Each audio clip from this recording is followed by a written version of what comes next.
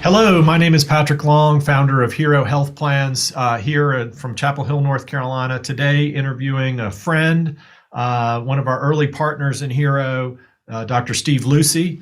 And Dr. Lucey is, as you can see on the bio below, is president of Delta Joint Management, partner in Valier, one of the first surgeons to do outpatient orthopedic bundles, and been a leader in the community. Steve, thanks for joining us today for a few questions about what you do, why you do it, and thanks for sharing some of your favorite activities and things like that as well.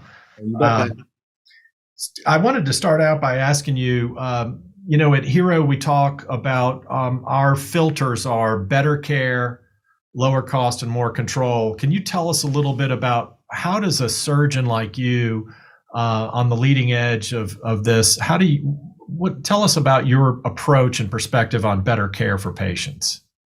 Yeah, that's a great question. And obviously you and I have been at this for a few years and talking about these things.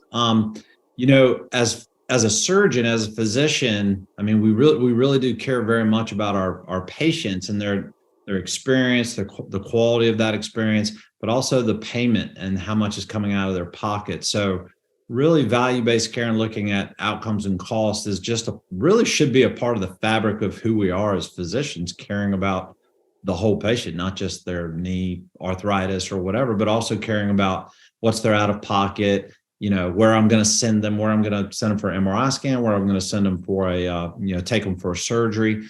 So really for me, it's just a part of being a good doctor, to be honest. And that's so much more than the typical or standard experience.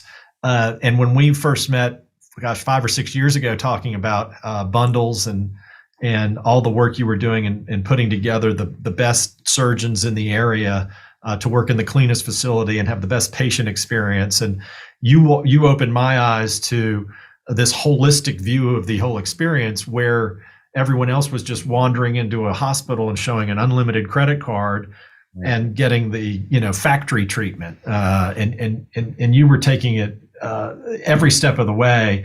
We've learned a lot along the way that we're still kind of rebels out there, right? But I've always appreciated how you view the whole patient experience, which is unfortunately a very rare in that perspective. Tell us a little bit about how do you as a president of a surgical group, and you've got great colleagues and that group has grown. How many are in Delta Joint Management now? How many surgeons? 16 joint surgeons from 4 different groups in Greensboro. Wow. Yeah, because I think in the beginning it was like 3 or 4, right, when we first met, and it's grown 400% in a short amount of time. And you've probably said no to more people than yes to joining, I'm sure. But tell us a little bit about on the efficiency side, where does a surgeon improve upon that process? I mean, for the layman, like how would you look at that? When we look at facilities, the quality of the doctor, the patient experience, those maybe start with those categories. How do you evaluate getting somebody better care through those lenses of facility, physician, and patient experience? Yeah, that's a very good question with a pretty complicated answer, so I'll do my best. So at its basic form, and I'm sure some of the people that watch this might be involved with big hospital or something like that. But obviously, if I take a patient to a hospital, there's a certain level of efficiency versus when I take them to a freestanding surgical center, which is smaller, with no emergency room, with no ICU, there's some inherent inefficiencies that come with being in a big hospital. So you're clearly more efficient when you go to a ambulatory surgical center. So that's step one. And that's what we knew. And that was kind of the whole point. It's cheaper, it's cleaner, it's more efficient. So the surgeon and the patient are going to appreciate that environment more.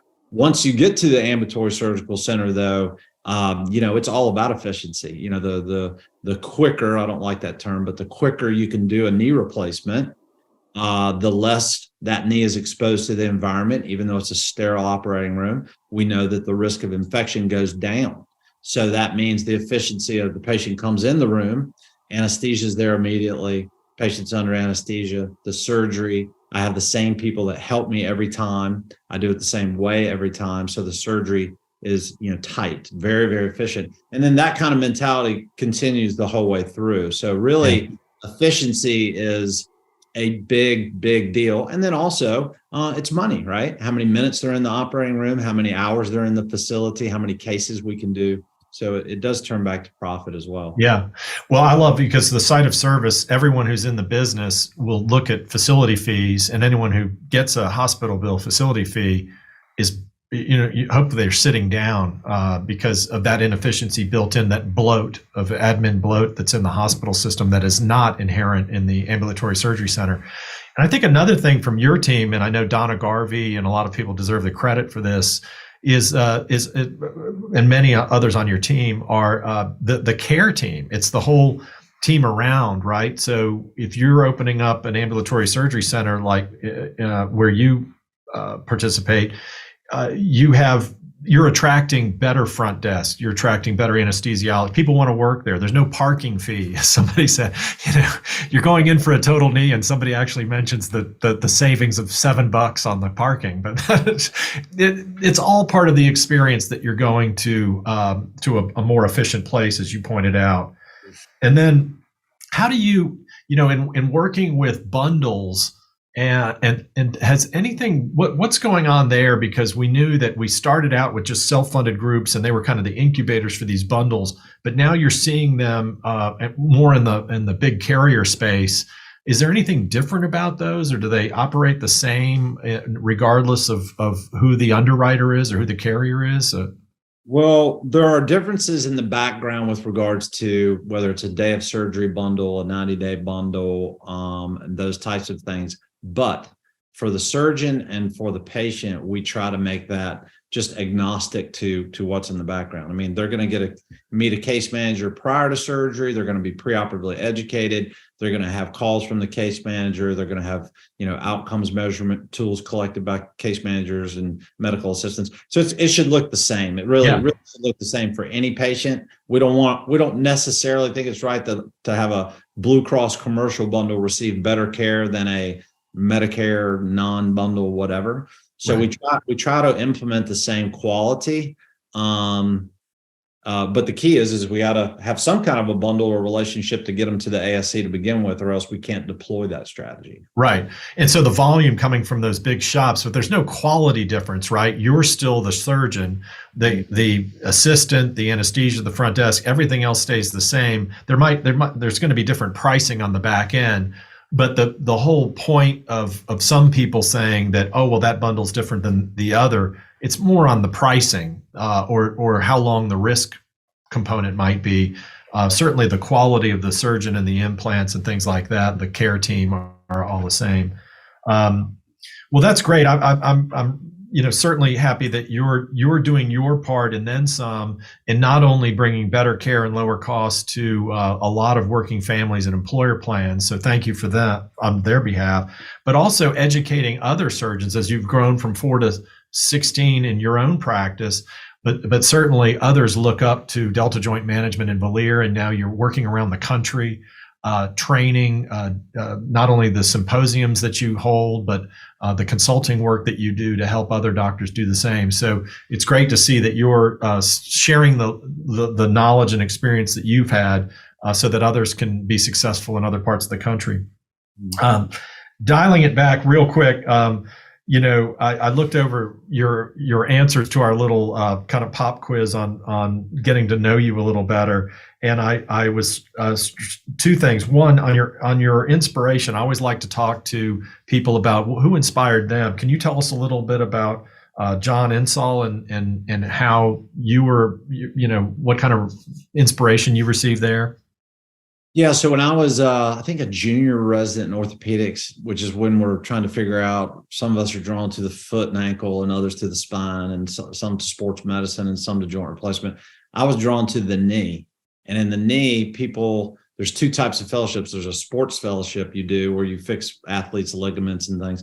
And then there's joint replacement that you do where you learn to do hip and knee replacements. And I just wanted to do both sports medicine and joint replacement, but only in the knee. And there was one guy, very famous guy, world famous guy, John Insall, who back in the 60s, he actually was one of the two gentlemen who invented knee replacement back in the late 50s. Wow. He also described most of the knee surgeries we did today. He just lived in that time period where the guys were figuring it out. Yeah. And so he was the most famous, still is, he's passed on now, but he is the most famous name in knee surgery in the world. Yeah. So I was like, I need to go spend time with that guy.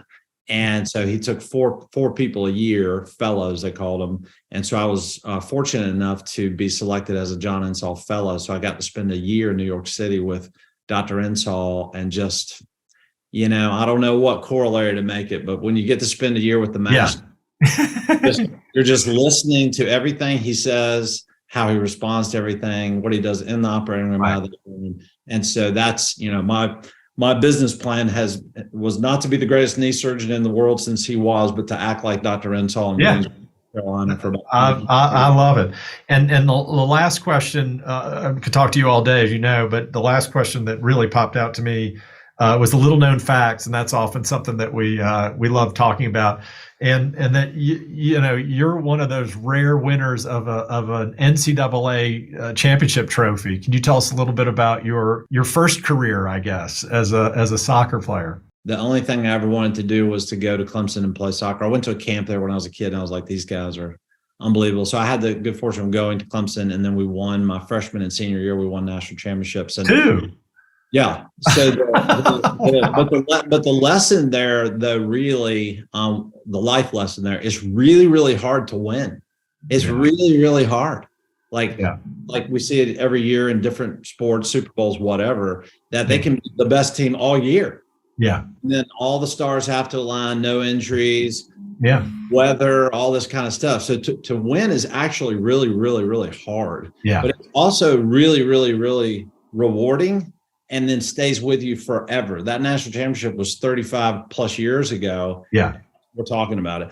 But I apply that to, being an orthopedic surgeon. I apply that to being a dad. I apply that to being a husband. All that stuff is really, really, really hard to win in those things, but it's worth every ounce of energy, because the gratification of winning, right.